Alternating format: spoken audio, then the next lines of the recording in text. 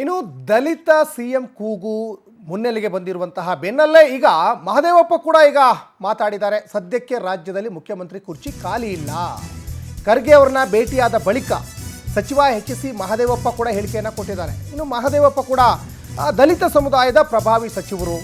ಮಲ್ಲಿಕಾರ್ಜುನ್ ಖರ್ಗೆ ಅವರನ್ನ ಭೇಟಿಯಾದ ತಕ್ಷಣ ಸದ್ಯಕ್ಕೆ ಸಿಎಂ ಕುರ್ಚಿ ಖಾಲಿ ಇಲ್ಲ, 2028ವರೆಗೂ ಸಿಎಂ ಸಿದ್ದರಾಮಯ್ಯನವರೇ ಇರ್ತಾರೆ, 2028ಕ್ಕೆ ಮತ್ತೆ ಕಾಂಗ್ರೆಸ್ ಸರ್ಕಾರ ಅಧಿಕಾರಕ್ಕೆ ಬರುತ್ತೆ, ಆಗ ಯಾರು ಸಿಎಂ ಆಗ್ತಾರೆ ಗೊತ್ತಿಲ್ಲ, ಆಗ ರೇಸ್ ಶುರುವಾದಾಗ ಪ್ಲೇಯರ್ ಆಯ್ಕೆಯನ್ನು ಮಾಡ್ತಾರೆ.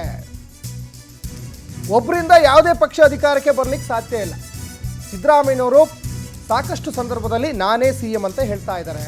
ಲೀಡರ್ಶಿಪ್ ಬೇಕು, ಲೀಡರ್ಶಿಪ್ನಿಂದ ನಾವು ಗೆದ್ದಿದ್ದೀವಿ, ಯಾರು ಕೂಡ ಒಂಟಿಯಾಗಿ ಪಕ್ಷವನ್ನು ಅಧಿಕಾರಕ್ಕೆ ತಂದಿಲ್ಲ, ಅಂದರೆ ಒಗ್ಗಟ್ಟಿನಲ್ಲಿ ನಾವು ಪಕ್ಷವನ್ನು ಅಧಿಕಾರಕ್ಕೆ ತಂದಿದ್ದೀವಿ ಅಂತ ಮಲ್ಲಿಕಾರ್ಜುನ್ ಖರ್ಗೆ ಅವರನ್ನ ಭೇಟಿಯಾಗಿ ಬಂದ ತಕ್ಷಣ ಸಿದ್ದರಾಮಯ್ಯನವರ ಆಪ್ತ ವಲಯದಲ್ಲಿ ಗುರುತಿಸಿಕೊಂಡಿರುವ ಎಚ್.ಸಿ. ಮಹದೇವಪ್ಪ ಅವರ ಹೇಳಿಕೆ ಇದು.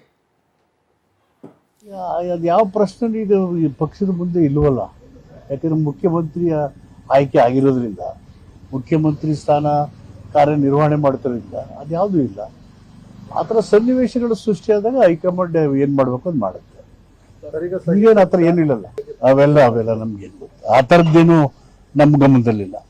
ಪಕ್ಷ ಸಂಘಟನೆಗಳು ಮಾಡೋದು, ಚುನಾವಣೆಗಳನ್ನ ಎದುರಿಸೋದು, ಕಾರ್ಯಕರ್ತರಲ್ಲಿ ಸ್ಥಾಯಿ ಶಕ್ತಿ ತುಂಬೋದನ್ನ ಬಿಟ್ಟು ನೀವು ಹೇಳಿದಂತ ಒಂದು ವಿಷಯನೂ ಚರ್ಚೆ ಆಗಿದೆ.